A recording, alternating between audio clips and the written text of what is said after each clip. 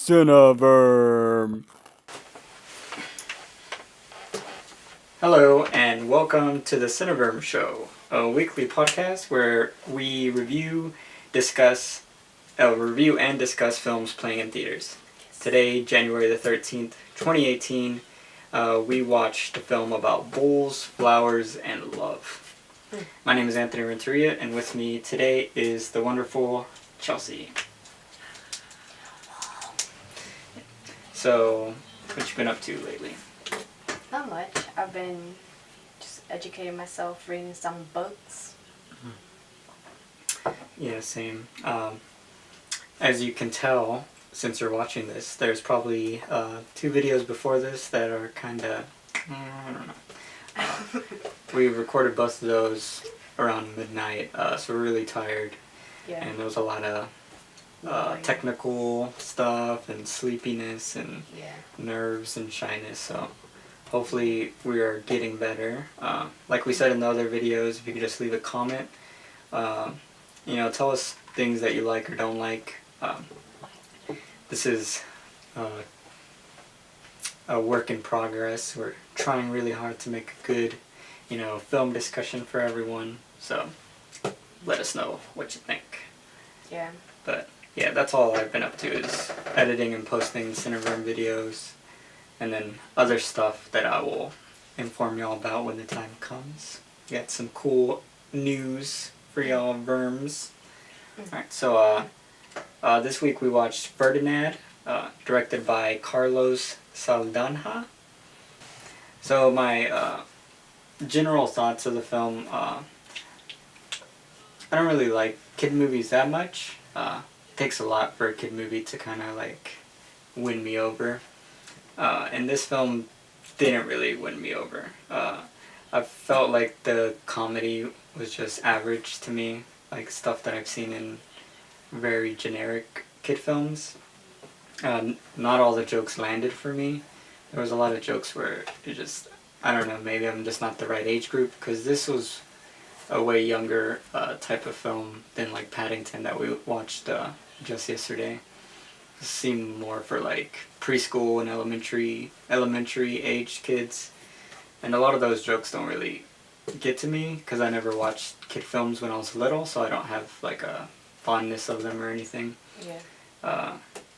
And then the plot just felt really generic to me as well, like the typical kind of animal that's not what he appears to be, and just the typical like vibes for me.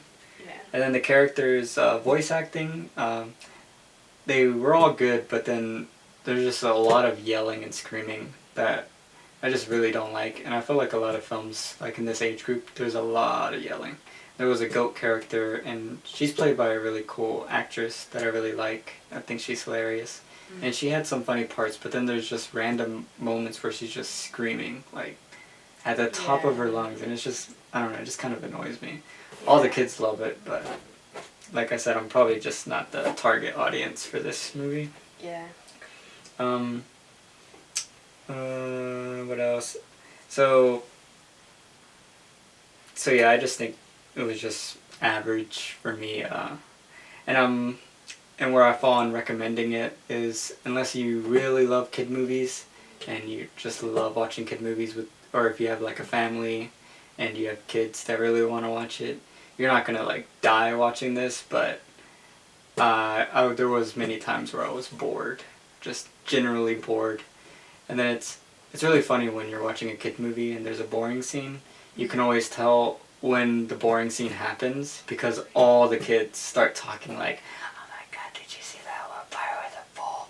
And it's like everyone there was a lot of kids when we watched the movie, so it was just like everyone was grabbing their candy, popcorn, slurping on their drinks, asking their mom what they're doing later tonight, like. And I don't know, and I think that's the worst complaint you can give any piece of art, especially a film, is if it bores you. You should always be at least involved in the story while it's playing. So yeah, unless you really love kid films, I think you can pass on this one. Well, I liked it. Again, I channeled my kid heart, and as soon as I saw like the graphics of it and how it was very simple, and even when it showed bushes, they were perfectly round and manicured, and it looked like the farming game. That it looks very like line by line, and it is very small. As soon as I saw that, I was like, okay, so not just my kid heart, but on more of the side of like not an infant, but like a toddler. So I was thinking more like 5 to 10 years old, somewhere around there, was where I had to be in like that headspace. And I really liked it because I put myself in like a little kid's shoes or whatever, but it did such a bad job of keeping me in that place, because a lot of times like the jokes would be obviously more geared towards older kids, and you know how the typical like what the bleep, it was a lot of those, and they were really unnecessary. So as soon as I heard those jokes, I was like, nah, this isn't really good. And then I started questioning myself, like, should I be seeing this film in a different way, like an older kid? And as soon as I got into my older kid phase, everything else was so lame because it was my older kid self. And then I think it was like two moments when I was like, all right, I'm just gonna watch it as a straight up adult, almost towards the end. And when I saw it as an adult, I was like, oh, I can see my parts, what I can enjoy, but they're very little. And then the rest just felt kind of boring. So throughout the film, it was very confusing, at least for me, like what type of person they were like making that film for, you know?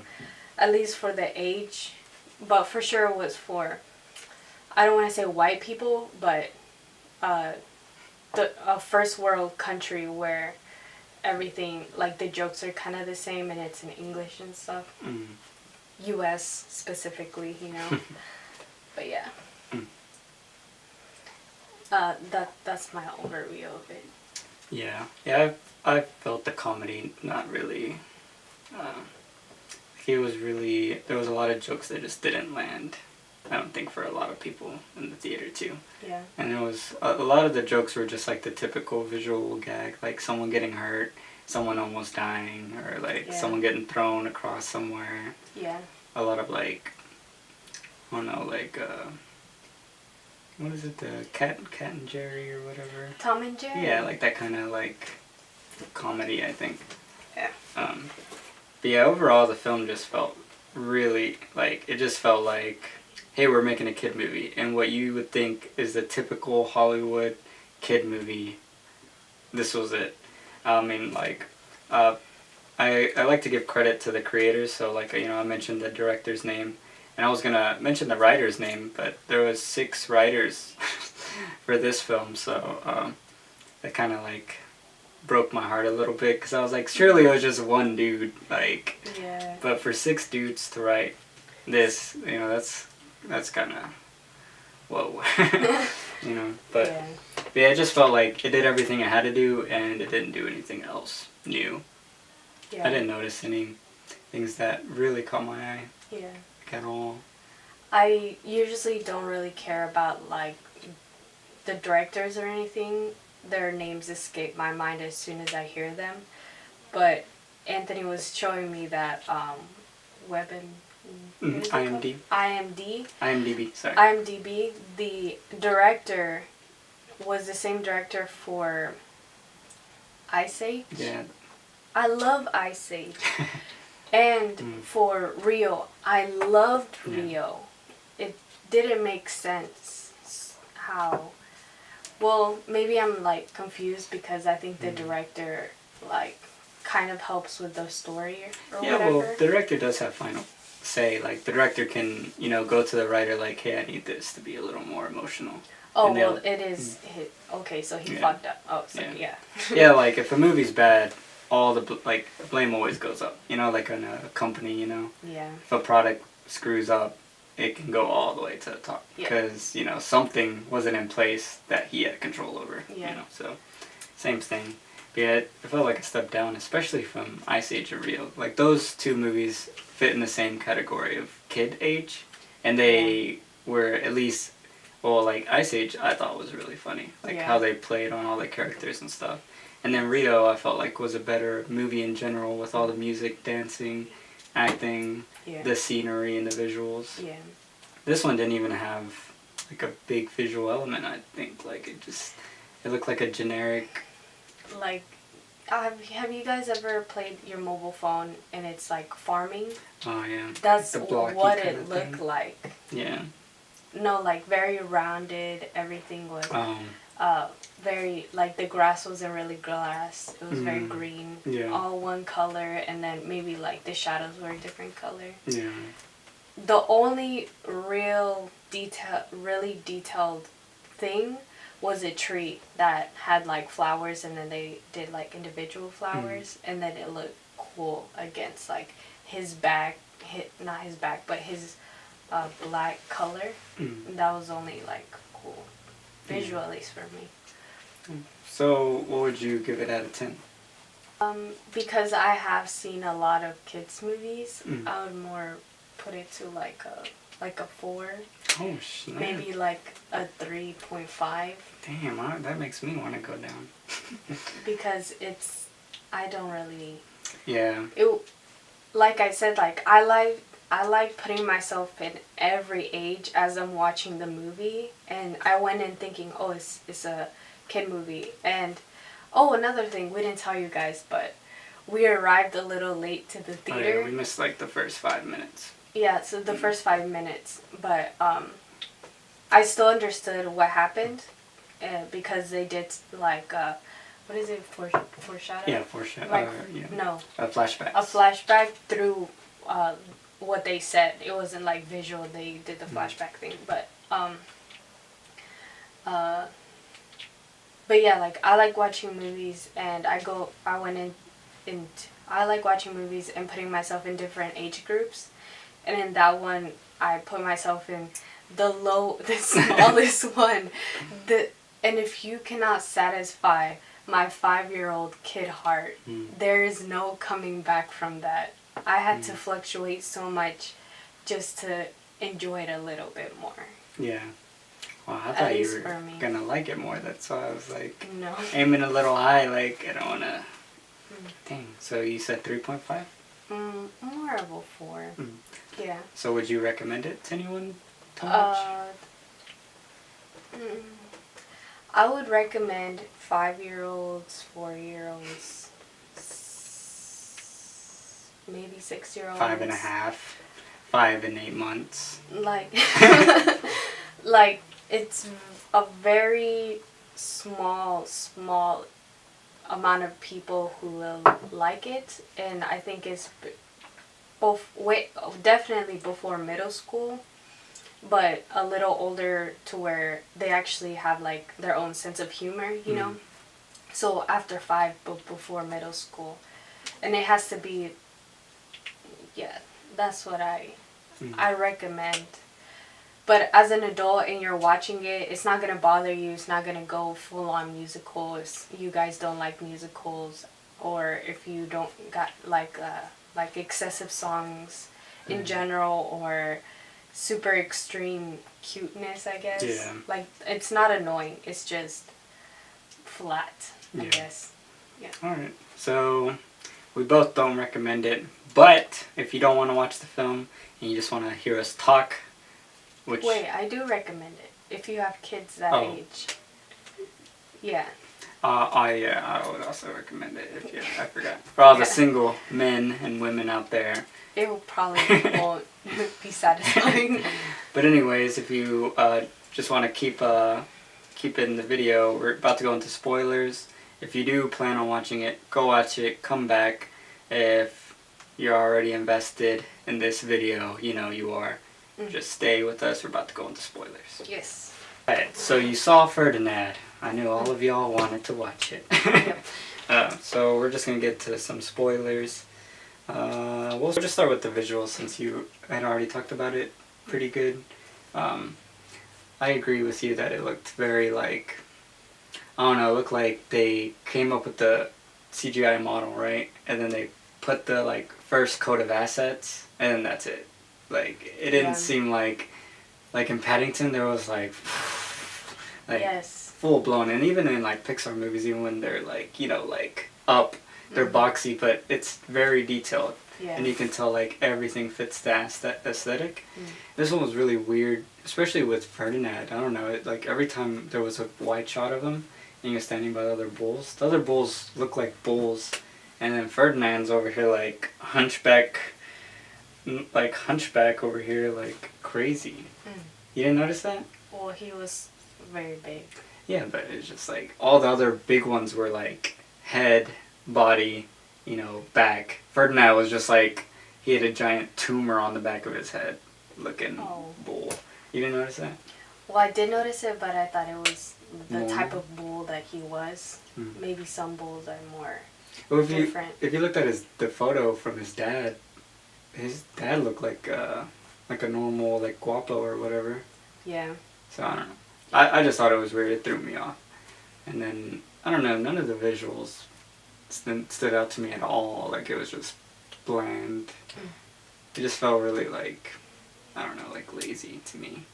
Like no, but I did like the visual of whenever he was in the China shop and he was like think slim or skinny or whatever, and then the plates like shook around him, but eventually made a perfect mold of how he was passing. I really like that because in reality that actually does happen. When I used to work at some restaurant, I did that and it was like perfect, and I was trying to like top it over or whatever, but to me it made sense and I really liked that. Yeah, that was probably the most like cool visual scene, I think. It's a very, even that was a very generic, like they have bull. Of course they're gonna do a bull in the China shop scene. The old lady was cool. She was probably the coolest looking. And she had big glasses like this. She should get an Oscar. And she couldn't see, and Ferdinand had a plate on his lip, and it was like this, right? And he, I guess, pulled his lip like this, and it got on his face. And the old lady was like dusting and stuff, and she was so like carefree, and then she lifted her glasses, and you saw the smallest eyes, just like this, and then she went, and she wiped it, put her glasses back, and she was like, okay, and she kept walking. Yeah, I would have took a whole movie with that lady about her life. Yeah, that lady was actually really cool. But another visual thing that I think was like a cool concept was how they had the flower festival and they had strings on the top, and then it was very organized, but it was all flowers. But as soon as I saw that, it reminded me of Coco, and Coco went full blown, like, even though, and there's, I don't know if you guys have seen Coco, but there was this cemetery scene, and everything was filled with this certain flower's petals, but it still looked textured. It didn't look boring and stuff. It looked really good, and this one just, it was like not even that good. And whenever, I don't know if you noticed this, but when Ferdinand stepped on the flower when he was in the ring with El Numero Uno or something, he stepped on the flower, and then when they did like a shot of him looking at the flower didn't even look crushed. It just looked like perfect. And that was really, yeah. But actually, it just reminded me of one little snippet that I really liked. Someone threw a flower at Ferdinand because he was with his owner or whatever. It was this little girl, and he smelt it and he stopped it from falling, and then he's put it to the other nostril, and then like that, yeah. and then until he passed it to the girl, and then I thought that was pretty cool. For how everything else was, none of it really defied reality, but that one part. Yeah, it's like that. The only editing that I noticed was when he was being transferred, when he got caught at the first time to the city, the windmills did like a swoop, and then it was the next, and then it was another windmill, and it was a swoop, and he was in the city, and then it showed the car, like a car scene, and then it showed where he got there. Yeah, the only, I guess, cool, I don't know if it was on editing or visual since it's CGI, but there was a cool little shot where, you know, they had picked Ferdinand to be the bull and he was all sad, and then showed the trainer, the bullfighter guy, doing his sword, and he would like appear and disappear, and they were fading in each other's shots. That was probably the most creative shot design in the whole film. Like, the little tube talking thing in Paddington, that was more creative than every single scene in this film. Like, yeah, it really was. But we can go into the music next, because I didn't like the music. I didn't notice any of the music. I did, and I just didn't like it. It was like typical kid music, but it was just annoying to me. Like Paddington, like, I didn't really notice the music, but the music that I did notice, it was typical, but it was like a more easy kind of listen. Yeah. This one was like, I don't know, maybe it's because I was trying to listen to it this time. You know, just like, I don't know, it was like, I didn't like it. It was not, it was like when you have a general music, generic, I mean, and then you slap it on, it wasn't like artists listen or watch parts of it and then made music to it, like that fit it the best.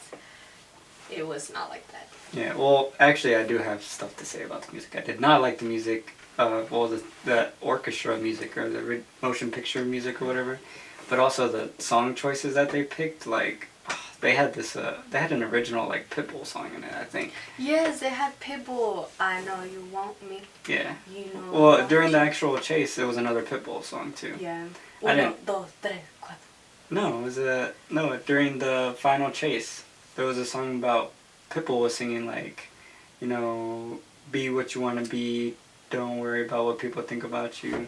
Yeah. It was like the typical inspirational thing. Yeah. And there was another song when they were dancing. I didn't like that either. There was another song where they're in the beginning montage. I don't know, I just hate when they slap a generic pop song on a kid film. Yeah. Like, if you're gonna do that, at least do something unique with it.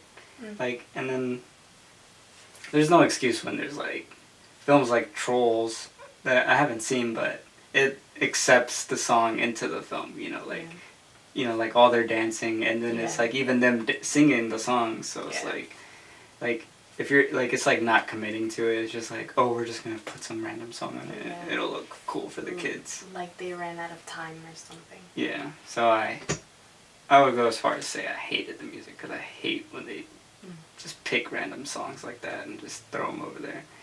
But talking about the visuals, the dancing scene was probably my favorite scene. Yes. But only when the bulls were dancing. The whole horse thing I didn't like. Besides the little heart one. Yeah. That was pretty funny. Yeah. The robot, what was he, Matador or something? Yeah. The robot. Machina, yeah. He was cool because he was like doing the robot, and then his butt was shaking and stuff. Yeah, and his, the Machina means the machine, and which goes with his dance or whatever. But he, whenever he was dancing, he was basically twerking, but since he's so mechanic, none of him is like oval, so his butt cheeks were two solid squares, and then all you saw was like it shaking up and down. Yeah. It was so funny.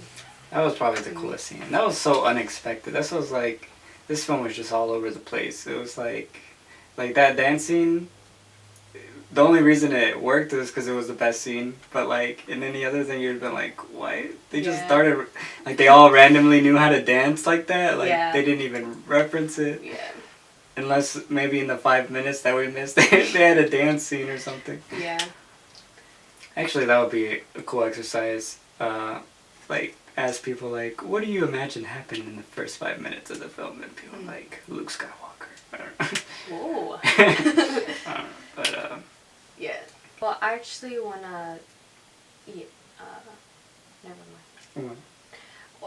I like the voice acting for Ferdinand because his voice was very, like, kid-friendly, and it wasn't, like, an overpowering type of way. And, that was pretty much it. Like, basically just Ferdinand was really awesome.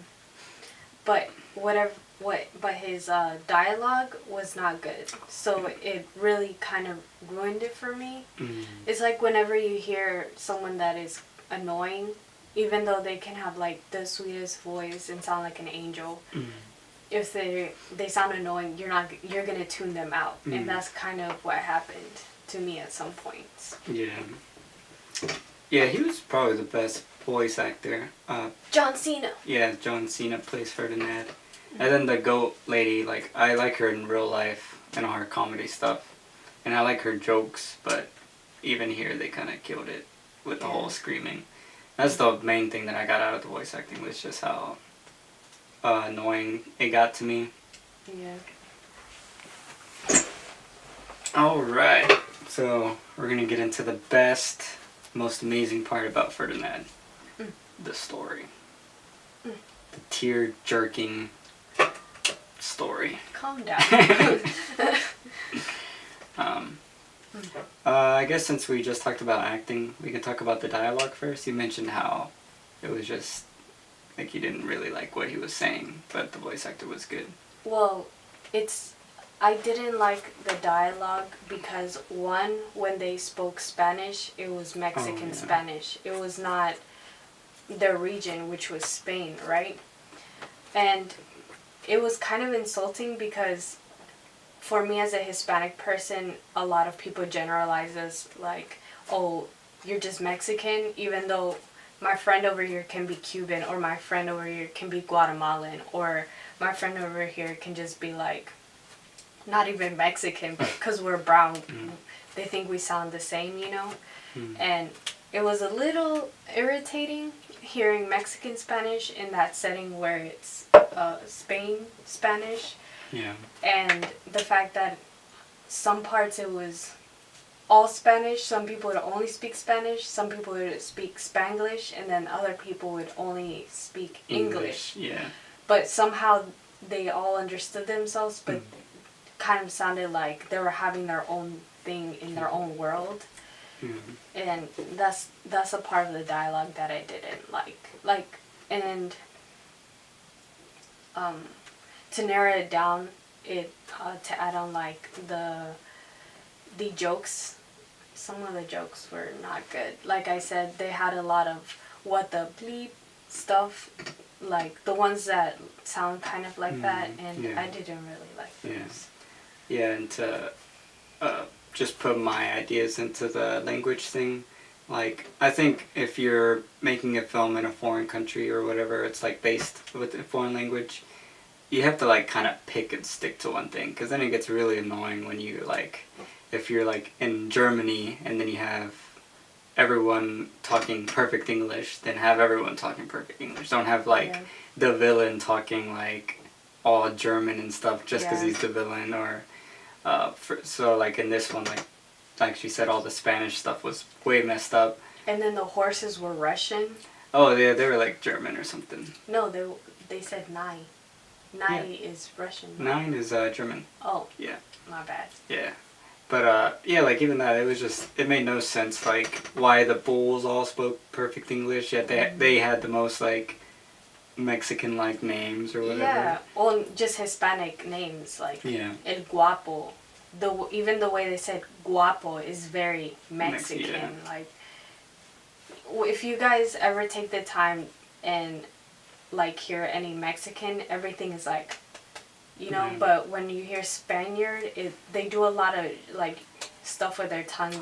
It's like very juicy sounding, and they didn't do anything like that. It definitely doesn't sound like Mexican Spanish. Yeah. But yeah, so like I wish they would have just stuck with one thing, or like if they were gonna have, like I would have just had all the humans speak Spanish, and then had all the animals speak English. Like, that would have made sense, you know. Yeah. But because there is already that barrier of communication.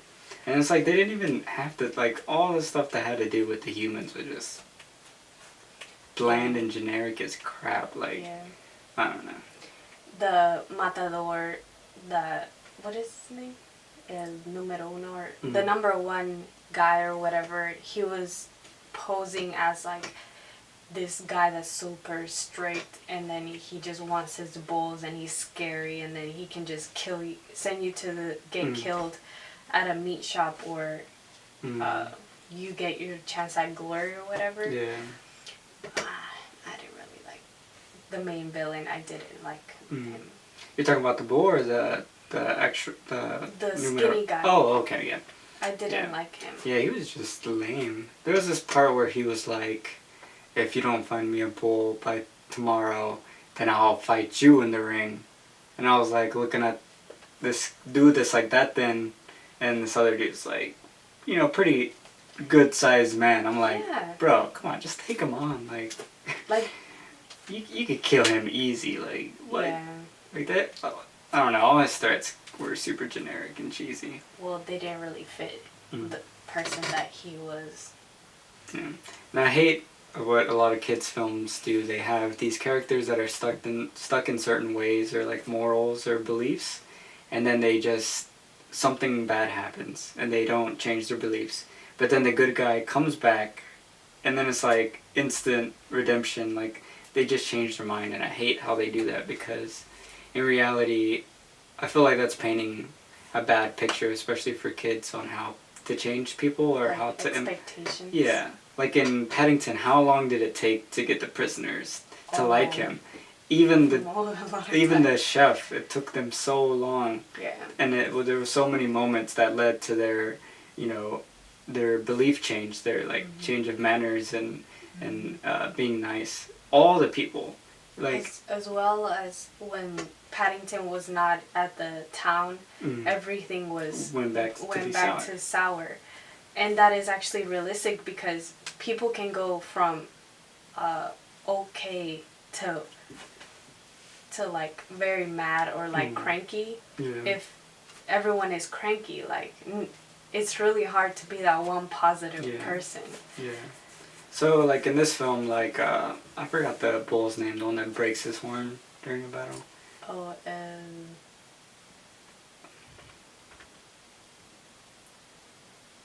something champ. Yeah, it doesn't matter. Something. But like that character, he's like the second villain kind of thing for Ferdinand.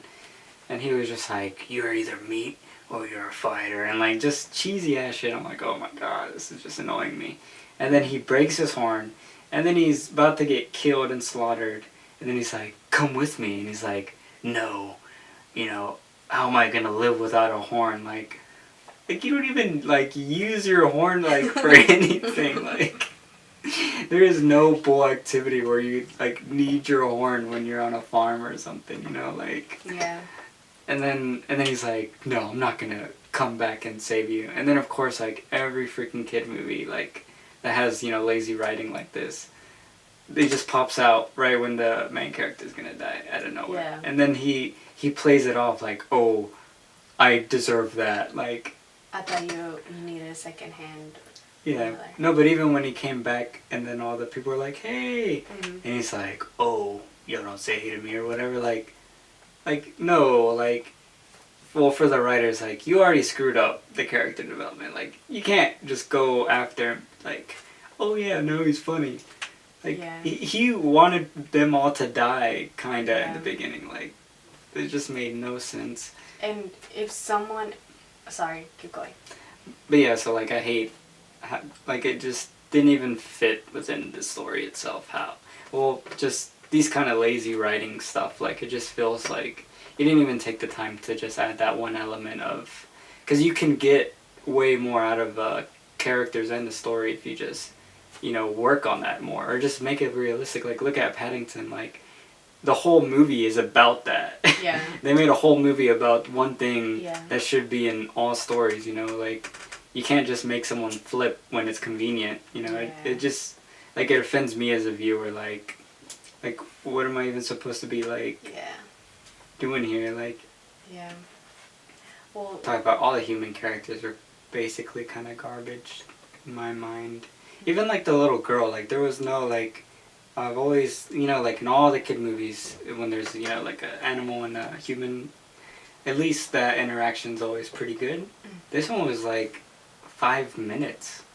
Yeah, like, and she gave up so fast on him. Yeah, like taking him to the flower shop. Yeah, like it felt like, I don't know, like, I forgot what I was going to say, but... The interaction? Yeah, like it was like tacked on too. I was like, what? Like, yeah. He didn't even love her. Like, he loved the flowers, like his relationship with the flowers. Yes. Stronger than the one of him and the little girl. Yeah.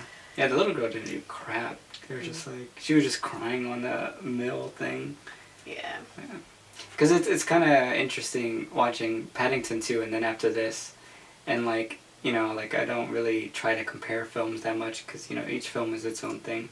But literally, like, if you think about it, the plots of both of these films are almost similar, where like a bull gets framed or like gets put in jail or whatever, kind of for doing something that he didn't mean to do. Same thing for Paddington. Yeah. And then all the interactions with her and all the characters are basically the same.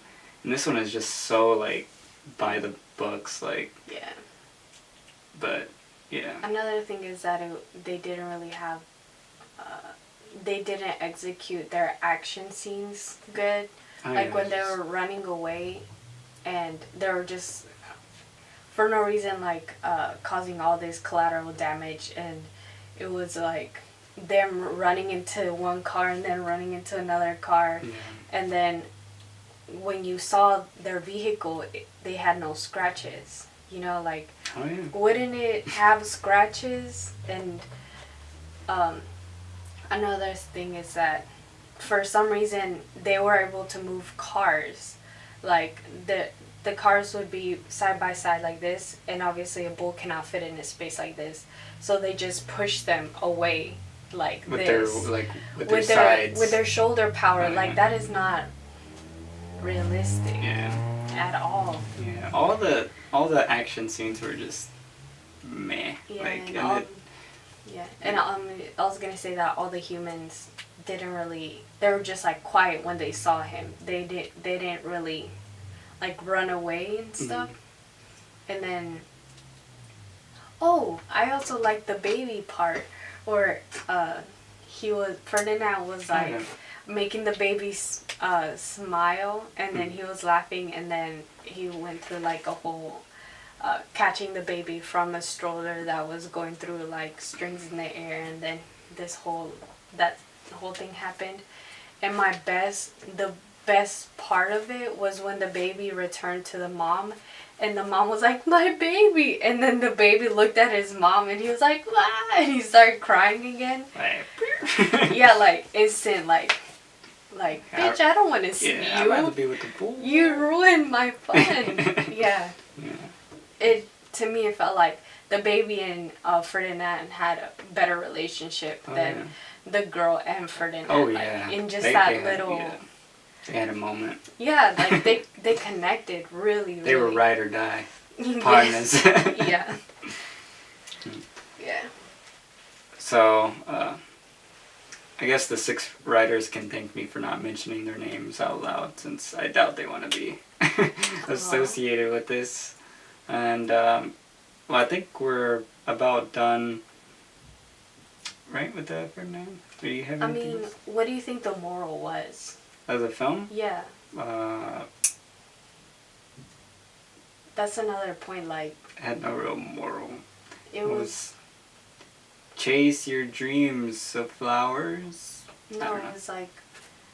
There was no real moral, because Ferdinand's end goal was... Just to get back home. Get back home. But there was nothing else.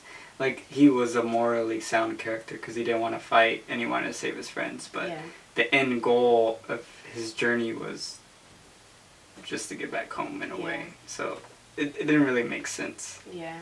Or like in Paddington, the end goal was he wants to make his aunt happy because she gave him life. So it's more him, you know, like reaffirming everyone he loves that he loves them. Yeah. Where this one, like, there was no love, there was no connection, there was no like the right thing or the wrong thing. It was just you happened to get put in this situation. Yeah. It was.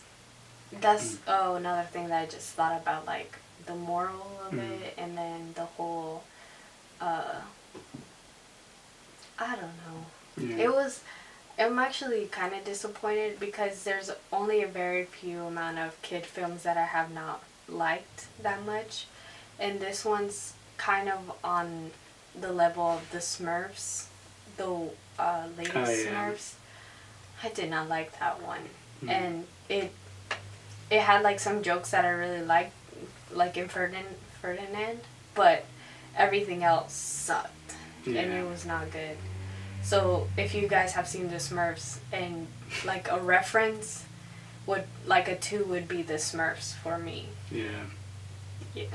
Well, good job, Carlos. You should Don't make fun of him. No, I said good job. No. What, you never said what your score was. Oh, my original score was 5 out of 10. Now it's 3 out of 10. 3 out of 10. I stick to my, what did I give it? He's like 4. 4. I stick to my 4. 3 out of 10. Or 3.5, actually.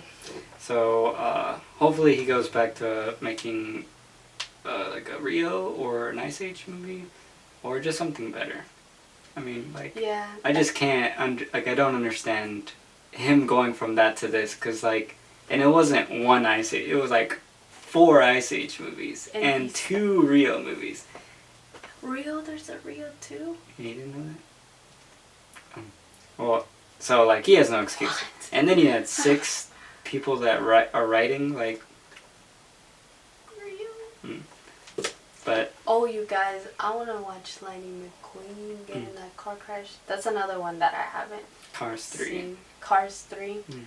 I don't know if you guys are, like, kid series likers like me, but Ice Age was, I like all of them, even though at the end it's like not that good, you know.